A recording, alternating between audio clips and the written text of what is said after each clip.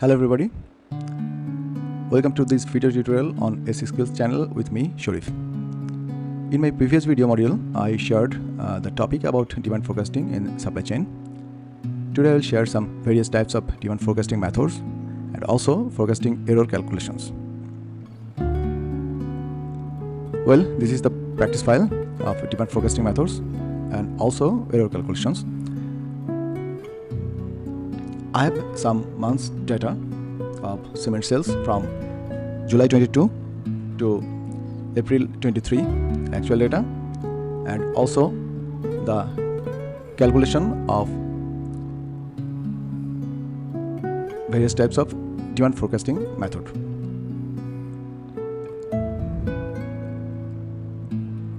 So friends, the first one is naive forecasting technique. We know naive forecasting, which means assumes demand in next period will be the same as in most recent period.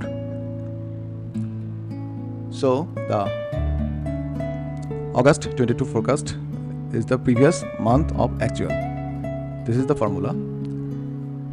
Same as the September forecast is the previous month of August, as well as the May 23 forecast is the actual of April 23.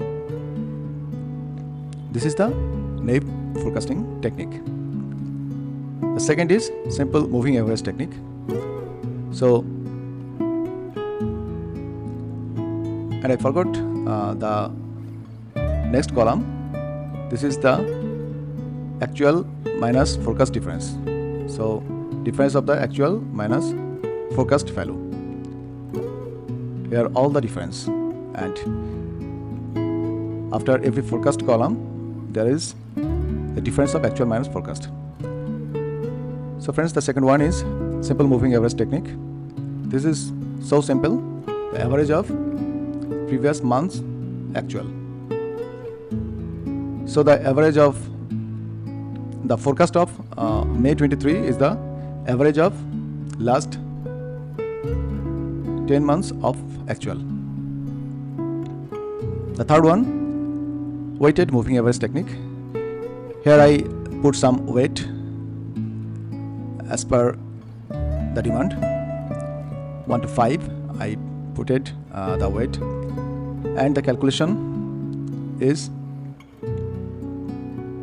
sum product. The Excel formula is sum product, and C4, that means the actual of July, and the H4, the weight, divided by sum of the weight.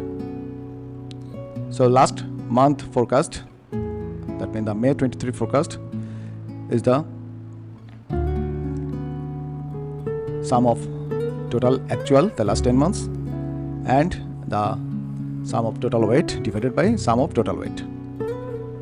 The result is 12,052.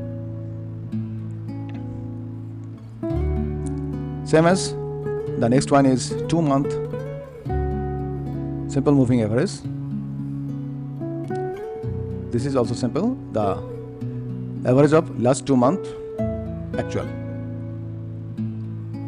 So May 23 forecast should be the average of March and April 23. Same as the 2 month weighted moving average. Here's I input only the weight. So the 2 month weighted moving average is sum of last 2 month actual and the sum of last 2 month weight divided by sum of last 2 month weight. Excel linear. So this formula is in Excel. The formula is forecast.linear. So here is the formula. The X value is B6, that means the forecasted month, and known Y is C4 to C5, that means the actual of last 2 months, and the known X is the month last 2 months.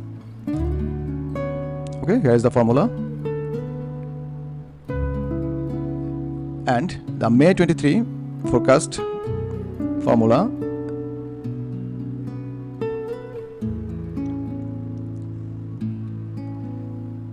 The forecasted month V14 and the sum of previous month's actual, and the X value is the sum of previous 10 months, and the result is 13,430. Excel seasonal. So seasonality function in Excel, the function is used to calculate the length of the seasonal pattern in a given time series data. It is particularly useful for forecasting and analyzing data with seasonal variations, such as sales data, weather patterns, or stock market trends.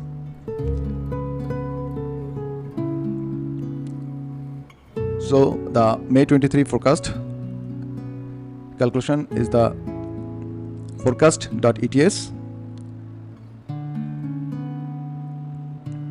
The target date, the forecasted date, that means May 23. The value C4 to C13, that means the sum of actual previous month's actual, and the timeline, the sum of previous months, 10 months. Okay, and the result is 13,401. Exponential smoothing. Here I put it alpha value as per the company business. As per the business, I put it the alpha value 0.3, and the calculation, the alpha value into previous month actual plus 1 minus the alpha value into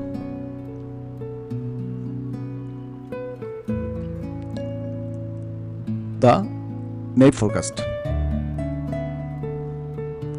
So the May 23 forecast as per exponential smoothing is the alpha value into actual of April 23 plus 1 minus alpha value into forecast, net forecast of April 23, and the result is 12,847. If I change the alpha value 0.3 to 0.9, so we see the value has been changed, 12,388. Okay, so here we got the forecasted value of for May 23. Now we calculate the forecasted error. The first one is MAD, that means mean absolute deviation. MAD is however best used as it is more accurate and easy to use in real life situation. So MAD formula is the average of previous months of actual minus forecast. So I hide some cells here, which is the absolute value of the actual minus forecast, because here some negative value. That's why for MAD calculation I just put it the absolute value of actual minus forecast. So the forecast error MAD is 901 as per simple moving average technique 887, and all of this. Then the forecasted error method CFE, that means the cumulative sum of forecast errors. This is the sum of the difference between a forecast and the observed demand, a measurement of the total forecast error that assesses the bias in a forecast. So here is the formula, sum of actual minus forecast, and this is the value sum of actual minus forecast. The third one is MSE, the mean squared prediction error. So MAC calculated from the one step ahead forecast. The formula: sum of all actual minus forecast circumflex divided by the count of actual minus forecast value.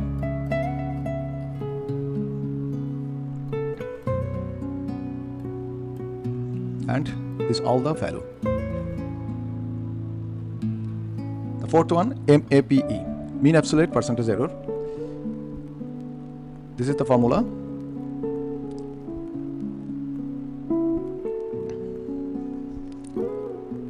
Actual minus forecast E21, the actual minus forecast divided by C5, that means the actual value, same as plus actual minus forecast of September 22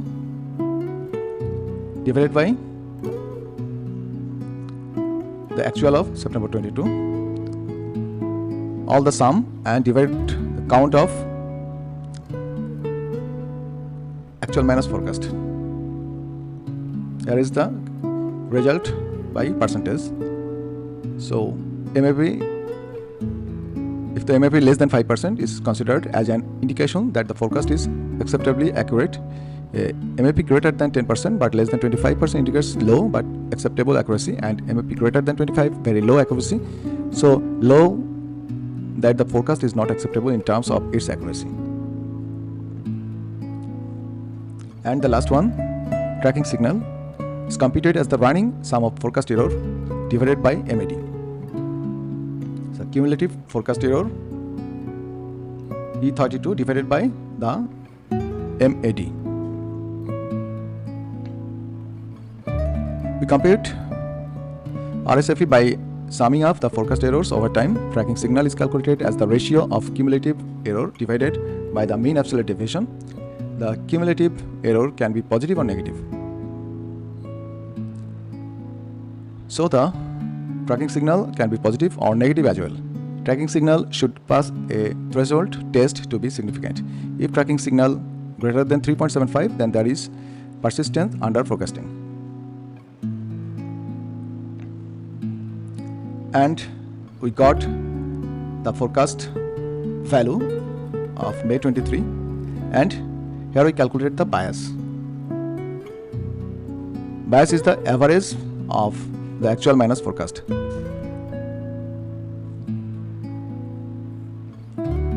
A forecast bias occurs when there are consistent differences between actual outcomes and previously generated forecast of those quantities. That is, forecast may have a general tendency to be too high or too low. A normal property of a good forecast is that it is not biased. So this is the bias value. That means we have some error, forecast error of, as per naive technique, 167, as per simple moving average technique, 793, as per weighted moving average technique, 1071, as per 2-month simple moving average, 289, as per 2-month weighted moving average, 328, as per Excel linear, the negative value 476, as per Excel seasonal, the negative value 239, and as per exponential smoothing forecasting method, bias value is 345. So as per the forecasted method, we have the forecast value of May 23 and we calculated the bias. So the May 2023 forecast would be the forecast as per method minus the bias. So it would be 12,145 instead of 12,312 as per naive technique, and as per simple moving average technique, 11,563 instead of 12,356. As per weighted moving average technique, 10,980 instead of 12,052, and as like that,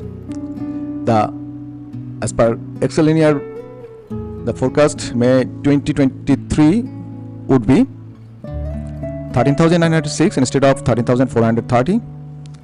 As per Excel seasonal method, May 23 forecast would be 13,640 instead of 13,401, and the last exponential smoothing, the forecast of May 23 would be 12,501 instead of 12,847.